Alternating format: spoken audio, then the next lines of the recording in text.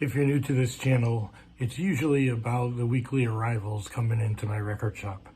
But we thought we'd try something a little different. We had a very failed experiment selling at Brimfield. My name is Bug. I own Seabugs Records in East Windsor, Connecticut. When Brimfield was here I should mention Brimfield, if you don't know, is this huge flea market in Massachusetts. And my shop is in Connecticut. It's only about 45 minutes away. So when they were here in the fall, my business was so slow. And it always gets slow at Brimfield time, but this is one of the worst weeks I've ever had because everybody was in Brimfield. So I figured, why not sell in Brimfield? I'll make a lot of money, it'll be great. It wasn't. So what I'm about to show you is some clips of what we went through. I do want to say first, I love Brimfield. I always go as a buyer. I always buy a lot. I always have a great time. So I'm not putting down Brimfield in any way, but our experiment was horrible. Lost a bunch of money. It was so much work. It's the next morning now and I'm recovering. So I'm going to show you a little of the footage of what we went through. I went with my kids and my girlfriend, and you would think we could say, well, we had fun. We didn't. It was so much work. Okay, so I'm going to show you a few clips and come back. Ready? Okay, hi, we're at Brimfield. This is the first time we've ever tried selling. We're doing this just for one day. We got up around 5:30. Getting all this into a van was a lot of work. I'm going to try to update throughout the day. I'm already about $500–600 into this, so it's all an experiment. Let's hope it's a success. Thank you for watching. So we haven't officially opened yet. The field we're in hasn't opened yet, but we are concerned because our booth is way back there in the pavilion, and there's not too many dealers here, and I think they charge to get in this field. So we'll see, but not a great start. So we're at lunch now. Not sure how we're doing. We're only open for a few minutes and we got to lunch. Laura's back there. These are my children. Make sure you like and subscribe. Thanks. Hey, bye. Make sure you like. So this is us walking down in the main spot. Just to show you what it is, and then in a minute we're going to show you where we are, which is not as good. So here's the problem. I always thought this was the end of all the shops at Brimfield, but it's not. We keep going down the road a little bit, and that's where our field is. So we'll see how it goes, but not a lot of people, especially in the summer, want to walk down about another football field to get there. So we're back from lunch and we made about $100, which is disappointing. You know, I'm figuring we have to make $1,500 for this to be successful. We'll see. Let's see, no customers right now. There's some people in the pavilion, but I gotta assume the longer we go, the less people will be around. So experiment continues. So at this point, this is really just kind of depressing. This is what's going on in the pavilion. I was expecting thousands and thousands of people to be walking by, but people don't seem to like us. Everybody's looking for jewelry, mostly in this pavilion. And, there's a few people coming around looking for great deals so they can resell it. But other than that, I'll give you a look at our little booth. We're putting 20% off everything. We got some kids stuff too, and we got some Laura stuff. But for the most part, I can't even call it a good experiment because we're so far away from everything. So, I don't know. We'll see. All right, so we are walking through the empty field.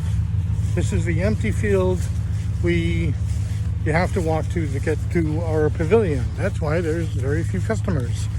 Derek and I, that's Derek, are walking around now while Laura and Isaiah, my daughter, are manning the shop.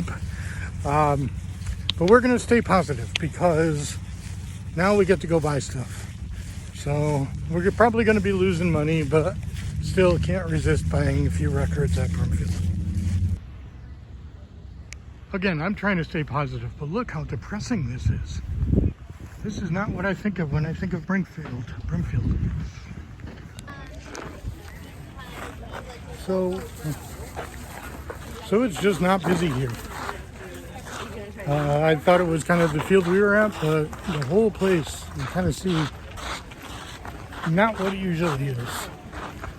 So we're staying positive, and that's the goal at this point. We bought a few records. I'll show you later. We got a couple other places I know they sell records, so we're looking around, and I'm hoping that Derek and Isaiah have things we're selling, like Legos and stuff, so I'm hoping some of that sells, but still pushing on, and we will see. Well, Derek and I got back from our walk, and I got, about a dozen records. Nothing great. I'll show them on the next video, but like a couple rumors, things like that. Common things that I know I can sell and make a little money on.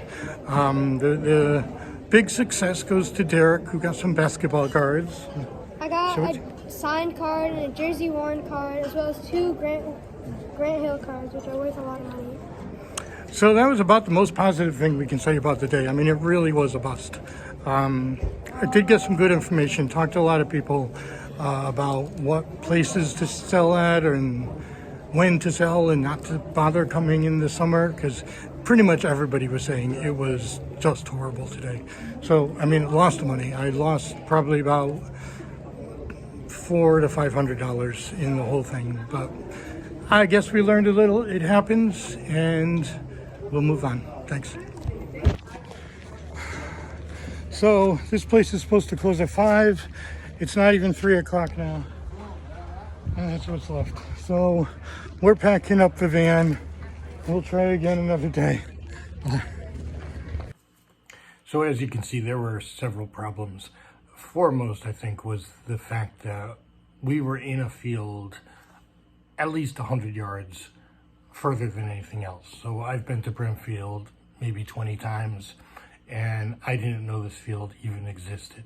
It looks like it ends, it's all on a big road, and you see the last tents. It looks like it's over. Then the road curves for another, 100 yards or so, and then there's another field. So I never even knew it existed. I think there's a lot of people like that. The other problem is once you get there, it's $5 to get in. Now, $5, but if you keep spending those $5 on different fields, they add up, and most fields are free. So you're walking an extra 100 yards that, if you know it exists, in 90-degree heat. I mean, it was a pretty nice day, but it was hot. And then you look into this field, and it's a quarter full at the most, and they're charging you. I think most people are saying it's just not worth it. And also, the field was really mostly antiques and jewelry. So records don't really fit in. There was one other guy selling a few records, but mostly, I'm hoping to get near somebody selling baseball cards or pop culture stuff or toys or things like that. They're not necessarily into records, but it's kind of that age group. So, that really didn't help us either. Other things nobody could control, the weather, as I mentioned, but also it just wasn't crowded for whatever reason. So it was a disaster. I learned a lot.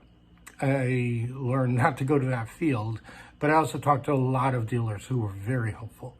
So they told me the good fields to go to. They told me how, the prices on renting for a week or prices on renting a tent and having it all set up for you the day before so you don't have to worry about anything. I'm not done with this experiment. I really wish I learned more, but under the circumstances, it wasn't a good gauge. I'm definitely going to be selling in May. That's what I heard from every dealer. The spring is the absolute best time. I might try for fall. I will not do another one-day thing. It was way too much work of getting the records in the van, then the van to the flea market, then back into the van, and then back into the shop. It was way too much work to do in one day. And I did find out you can leave your stuff there, and they are well guarded. So I think I'm going to try in the fall still, and really do it in a more intelligent way, so I can find out if it is a good deal for me or not. But it was an adventure. That's about all I can say. It was an adventure. We did learn some stuff, bought some good records, and that's about it. Thanks for watching.